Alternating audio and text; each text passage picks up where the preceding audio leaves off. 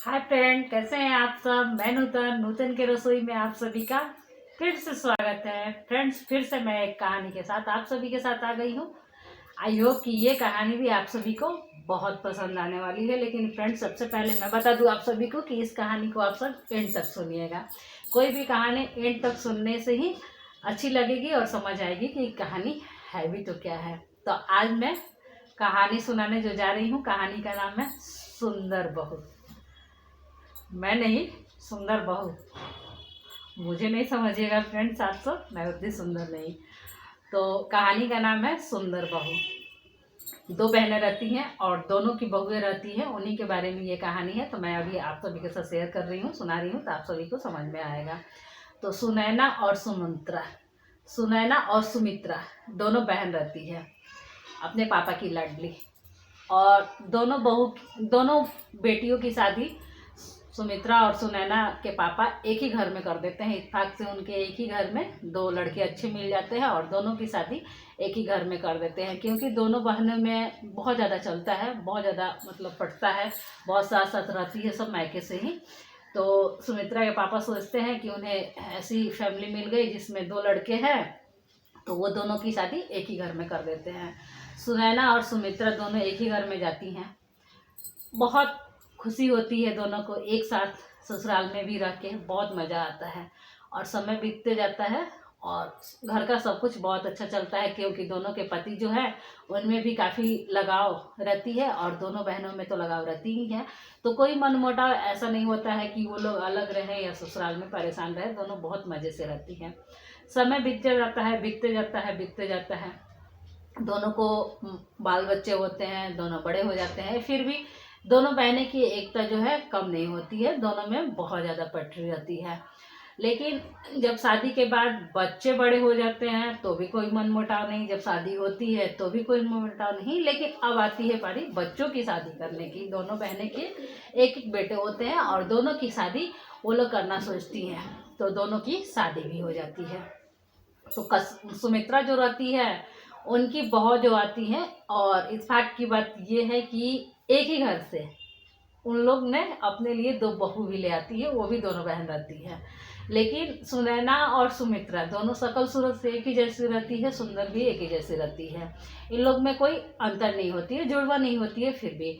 लेकिन जो उनकी बहू आती है दोनों, वो दोनों एक ही घर की रहती हैं। लेकिन बड़े पापा और चाचा होते हैं ना, उनके मतलब दो भाई की दो बेटी रहती हैं। तो जो सुमित्रा की बहू रहती है वो रहती है सांवली, और जो सुनैना की बहू रहती है वो रहती है बहुत गोल्डी चिट्ठी, बहुत खूबसूरत। इन लोग में भी काफ़ी पड़ता है, ऐसा नहीं है कि नहीं पड़ता है, मायके से ही पड़ता है। तो शादी के बाद इन लोग के घर में भी बहुत खुशी रहती है। लेकिन सुनैना की बहू जो सुंदर होती है ना, उनको थोड़ी सी अपनी शक्ल पे बहुत घमंड रहती है मायके से ही। वो हमेशा सुमित्रा की जो बहू रहती है उनसे हमेशा बात बात में अपना कोई भी काम करवा लेती हैं, बैठे रहती हैं, नाश्ता पानी खाना सब उनका हो जाता है। ससुराल आने के बाद भी उनकी वही हालत रहती है। ससुराल आने के बाद भी वो अपनी छोटी बहन से ही सारा काम करवा लेती है, खुद बैठ के खाती रहती है। लेकिन फ्रेंड्स, सासू लोग को भी अच्छा लगता है, ऐसा कुछ नहीं है। वो लोग भी सोचता है कि जैसे हम लोग आए अपने घर में और हम लोग में आज तक कोई मतलब मन मुटाव ऐसा कुछ नहीं हुआ कि हम लोग अलग थलग हो। आज मतलब ऐसा समय आ गया कि हम लोग भी बहू बहू को बुला लिए, फिर भी हम लोग में कोई ऐसा अंतर नहीं हुआ। तो चलने दो, जैसा घर चल रहा है। होता है, कोई काम थोड़ा कम करता है, कोई काम थोड़ा ज़्यादा करता है, या प्यार से भी कोई कर देता है। तो काम करने के लिए कोई बात नहीं है, जो कर रहा है कर रहा है। हमारी गृहस्थी तो अच्छी चल रही है ना, तो कोई दिक्कत नहीं है। लेकिन दोनों की पति यानी कि सुनैना और सुमित्रा के दोनों को जो बेटा रहते हैं ना, वो चीज़ ये देखते रहते हैं कि घर में कौन काम ज़्यादा कर रहा है, कौन काम कम कर रहा है। और कहीं ना कहीं शादी के बाद तो पति लोग का होता है ना घर में कि हमारी बीवी ज़्यादा क्यों करेगी। तो यही रहता है उस घर में भी। तो ऐसे ही करते करते समय बीतते जाता है।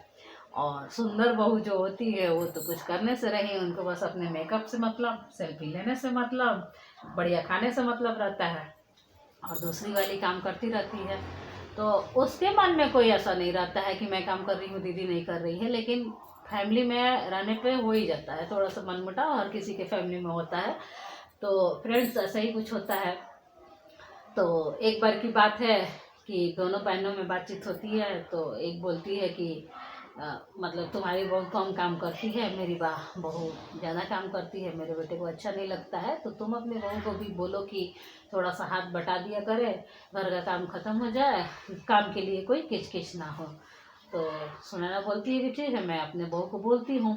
तो शाम को वो आती है तो बोलती है कि बहू क्या कर रही है, तो बहू बोल रही कुछ नहीं मम्मी जी, मैं अपने कमरे में मोबाइल देख रही हूँ। तो सुनैना बोलती है कि मोबाइल देखना बंद करो और आटा गूंथ के रोटी लगाओ। सुनैना की बहू बोलती है ऐसे कैसे मम्मी जी, मैं इतनी सुंदर जो हूँ रोटी बेलने के लिए हूँ क्या, मुझसे नहीं बेलाएगी रोटी।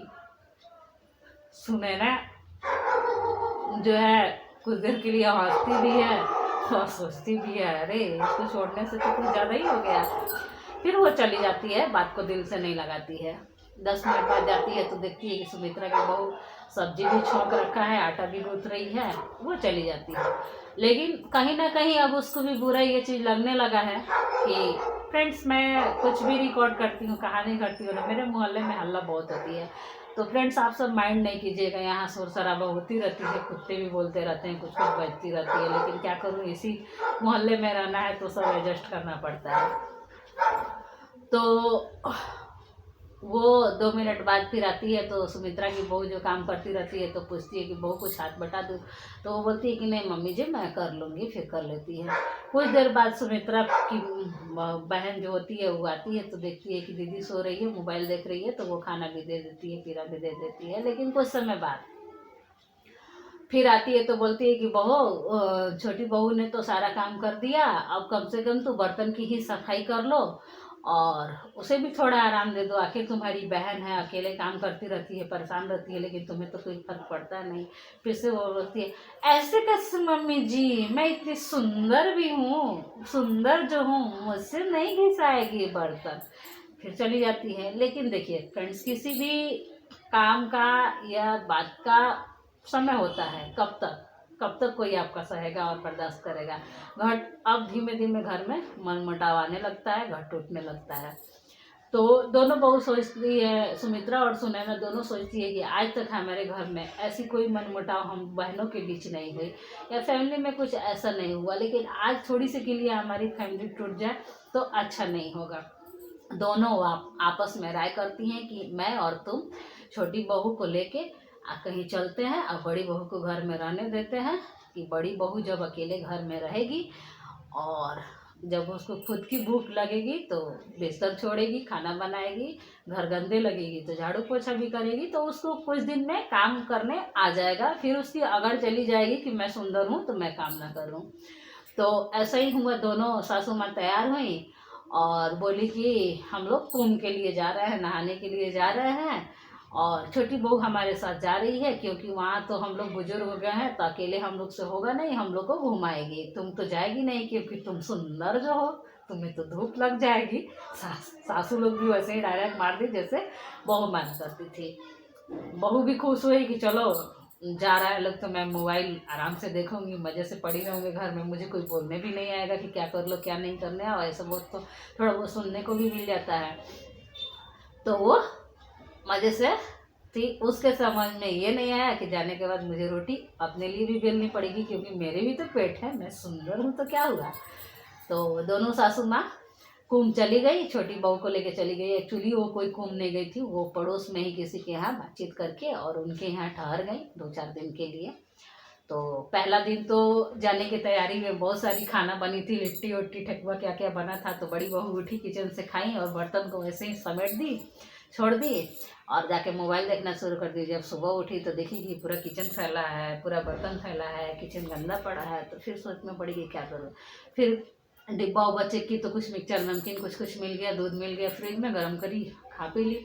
लेकिन तीसरा दिन घर का सब कुछ खत्म हो चुका था जो घर में था, पूरा किचन, पूरा बेडरूम, पूरा घर, सब कुछ गंदा पड़ा था। तब उसका दिमाग खुला कि शकल से कुछ नहीं होगी, शकल हमारी किचन में जाके काम नहीं करेगी, मुझे करने पड़ेंगे। और उसने गया पूरा किचन का सफाई किया, खाना बनाया, पूरा बेडरूम की सफाई की, फिर सब कुछ जैसे ही की और खाना बनाना शुरू की, तब तक दोनों सासू मम्मी और उसकी छोटी बहन तीनों लोग घर में एंट्री किया और तीनों खूब हंस रहे हैं। क्या हुआ सुनैना, आज तो तुम काम कर रही हो, इतनी सुंदर जो हो। सुनैना बोली कि मम्मी जी आप लोग के जाने के बाद और हमारी छोटी बहन को जाने के बाद मुझे एहसास हुआ कि शक्ल से कुछ नहीं होती, अपने लिए भी तो बनाना पड़ता है ना।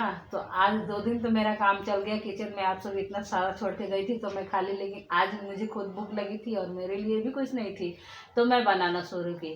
दोनों सासू मम्मी बोली कि कोई बात नहीं, हम लोग भी आ गए तो थोड़ा बढ़ा के ही बना लेना, हम लोग भी खा लेंगे, थके आ रहे आए हैं तो हम लोग भी खा लेंगे। फिर बहू का होश ठिकाने लगा और उन्होंने सबके लिए खाना बनाया, सबको खिलाया। उस दिन के बाद अपनी छोटी बहन के साथ मिलके खाना भी रोज़ बनवाती थी, घर का पूरा काम भी करवाती थी। तो फ्रेंड्स, कैसी लगी है हमारी कहानी आप सब कमेंट करके ज़रूर बताइएगा। और हाँ फ्रेंड्स, अच्छा लगे तो मुझे एक लाइक ज़रूर दीजिएगा। मैं मिलते हूँ किसी नई रेसिपी, नई वीडियो के साथ, नई कहानी के साथ। तब तक के लिए बाय, थैंक यू।